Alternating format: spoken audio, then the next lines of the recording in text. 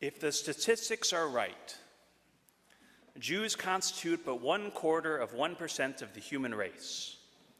It suggests a nebulous puff of stardust lost in the blaze of the Milky Way.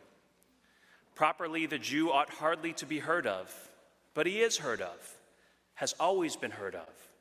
He is as prominent on the planet as any other people, and his importance is extravagantly out of proportion to the smallness of his bulk. His contributions to the world's list of great names in literature, science, art, music, finance, medicine, and abstruse learning are also out of proportion to the weakness of his numbers. He has made a marvelous fight in this world in all ages, and has done it with his hands tied behind him. He could be vain of himself and excused for it. The Egyptians, the Babylonians, and the Persians rose, filled the planet with sound and splendor, then faded into dream stuff and passed away. The Greeks and Romans followed and made a vast noise, and they were gone. Other people have sprung up and held their torch high for a time, but it burned out, and they sit in twilight now and have vanished. The Jew saw them all, survived them all, and is now what he always was, exhibiting no decadence, no infirmities of age, no weakening of his parts, no slowing of his energies, no dulling of his alert but aggressive mind. All things are mortal but the Jew. All other forces pass, but he remains. What is the secret of his immortality? That, of course, is from Mark Twain. He wrote that in the 1800s. An essay called Concerning the Jews. It's one of my favorites. I've read that quote from this pulpit a time or two in my rabbinate, but like the Torah, every time I look at it, it has different meaning. What is the secret to our immortality? Is that a question any of us could answer? After the year we've had, I believe we can. The answer lies here in the Magen David, the Star of David.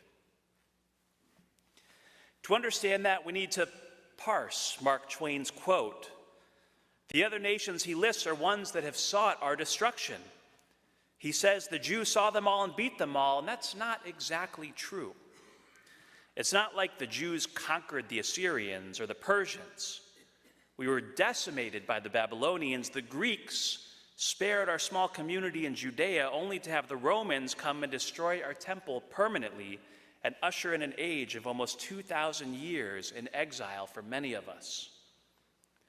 And while we did not conquer them, we did outlast them. And we responded to repetitive defeat the same way each time. When the Babylonians destroyed the temple and set us into exile, we returned with prophecy. By the rivers of Babylon, we composed songs of theology describing the world to come. When the Greeks occupied Jerusalem, we created secret societies to study Torah. We created the Haftarah and the game of dreidel to hide our passion for study. After the Romans forced our exile in the first century, we created institutions of higher learning in what is modern-day Iraq and Iran. When the Europeans forced us into ghettos, we created a secret language, Yiddish. This allowed us to continue to study as well as become proficient in the few occupations we were allowed to hold, such as trade, accounting, law, and medicine.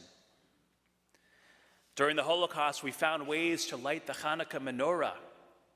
Whether we were in the camps or the trains, we still said the blessings and observed our traditions. And when Hamas poured over our borders to rape, kill, burn, and decimate our people, we flocked to the synagogue. The morning after October 7th was our Simchat Torah service here at Gates of Prayer. The evening before, many of you were there, we consecrated our new religious school students. We followed a second line into the parking lot. We danced and sang with the Torah. And that's typical for our Simchat Torah evenings. But in the mornings, it's usually a smaller crowd. Just a few come to hear the Torah, to say Yizkor. But October 8th, our sanctuary this year was crowded. And just a couple days after that, 800 Jews gathered in our sanctuary to pray and sing and mourn together. In the year since October 7th, 2023, synagogue attendance is up worldwide. Here at Gates of Prayer, our membership has grown, our Torah study table is full, and we've added extra seats to our news and schmooze on Wednesdays. On October 7th, Hamas tried to defeat us. They tried to embarrass us and make us afraid. But Hamas are not students of history. They are agents of destruction. They don't understand that when we are attacked, it strengthens our resolve. They can't possibly comprehend the depths that our people have seen. The Jews have seen the worst evil that humanity can offer, and we come back stronger. You see, the Star of David has become the symbol of our people for a reason. Each triangle represents the foundations of our faith: God, Torah, and Israel on one, study, prayer, acts of kindness on the other. And when they form our star, their 12 angles represent the tribes of our people. And it's called Magen David, the shield of David. But as those who are familiar with combat know, a shield can also be a weapon. If you have a Star of David, you can take it in your hand and squeeze it. And the tighter you squeeze, the more it pushes back. When facing pressure from the outside, we fight. Why did so many Jews return to the synagogue after October 7th? The same reason we always do. It's time to sharpen our edges. Mark Twain is right. We survived the greatest civilizations that have ever existed. And before I carry on with the sermon, it's worth pointing out that despite the rising anti-Semitism in this country, we're going to be okay. We survived the 9th Roman Legion. We can survive the social media #warriors. We survived the Spanish Inquisition and the pogroms. We can outlast the entitled children who pay $80,000 a year to shout at Jews on Ivy League campuses. We survived Hitler. We can certainly survive Kanye and Susan Sarandon and Mark Ruffalo. The secret to our immortality is what the star represents. When we feel threatened as a people, we return to the place that ensures our future, here. Since the temple was destroyed, the synagogue has been the center for Jewish learning. It's where we hear our sacred scroll every Saturday. It's where we send our kids to learn our traditions on Sunday morning. It's where we rejoice with the bride and groom and mourn with the bereaved. Congregation Gates of Prayer has been doing this for almost 175 years, and it was founded by people who were fleeing persecution. When we feel the need to run, we always follow the same pattern. We find refuge. We build a synagogue. Many of you all have remarked to me that one of the most inspiring parts of the High Holy Day worship is in the morning service when the kiddos come forward and take the Torah with Mr. Phil and then head out to do their own learning. Every child that makes their way up to the bima is a guarantee of the future of our congregation and our people. And while as a rabbi of a synagogue, I do have motivation to preach about the effectiveness of our congregation, but the benefit of our tendency to sharpen our edges bears out in statistics.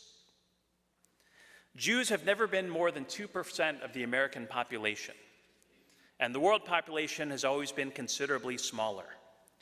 Yet here is what we have accomplished. We are 0.2% of the world's population, yet Jews have won 22% of Nobel Prizes. 7% of Supreme Court justices have been Jews. 27% of Fields Medal recipients have been Jews. We account for 27% of Pulitzer Prizes. 40% of Best Director Oscars have gone to Jews. We are 37% of the National Academy of Science, and we are 40% of the CEOs in the Fortune 500. 30% of the Ivy League faculty are Jewish. 25% of Nobel Prizes in medicine have been awarded to Jews. And 26% of partners in major US law firms are Jewish. If we can somehow get Meryl Streep and Shohei Ohtani to convert, we're going to rule the world.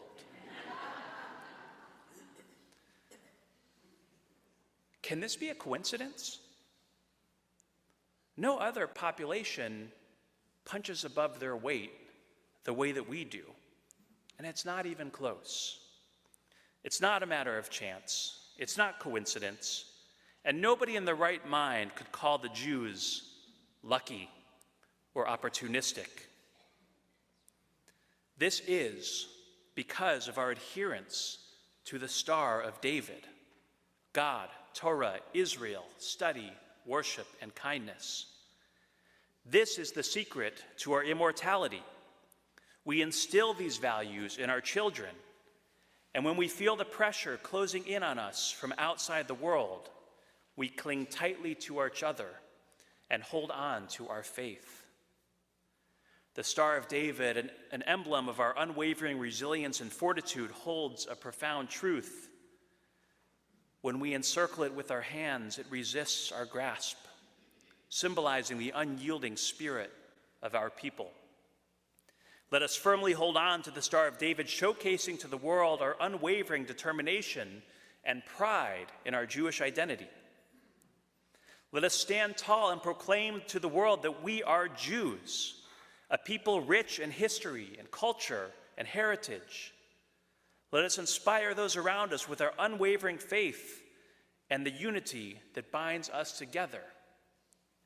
And for those of you who are Jewish adjacent, or married to a Jew, or friends with a Jew, so you're here, we see you. We thank you for being with us. On October 7th, our enemies tried to destroy us. But what they have really done is awaken the Jewish spirit that lives in all of us. They have brought us back together, interlocking to form the star of our protection. Our ancestors said never again. This year, planes emblazoned with the Star of David are soaring over Lebanon, Gaza, and Syria, dropping bombs with great precision onto jihadist leaders who seek our destruction. That, my friends, is what never again looks like. On this Yom Kippur, we stand before God, and I have a request for everyone here. It's time to examine our relationship with our traditions.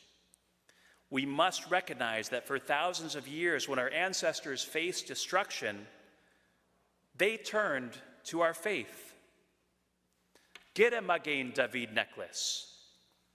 Janet at the gift shop can help you with that if you'd like. Wear it around your neck as a reminder that when our enemies close in, we must be sharp enough to fight back.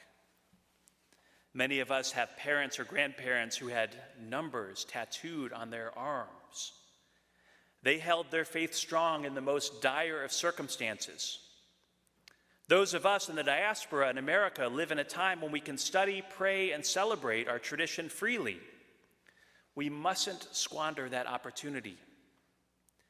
Countless generations of Jews would have given anything to have the freedoms we have. What would they say to us if we didn't use them to the fullest of our ability? We must gather, we must learn, worship, continue to impress our tradition onto our children, give ourselves the sharp edges of our stars of David that have sustained our people. This is the secret to our immortality. It's simple. Our immortality lies in our stubborn adherence to our faith. So my blessing for the new year is this. May we continue our 3,000-year-old streak of stubbornness. May our edges get sharper with knowledge and faith, And when the anti-Semites of the world squeeze us, may our connection with each other withstand the pressure and make sure the world knows that the people of Israel live. Am Yisrael Chai, Gamar Chatima Tova.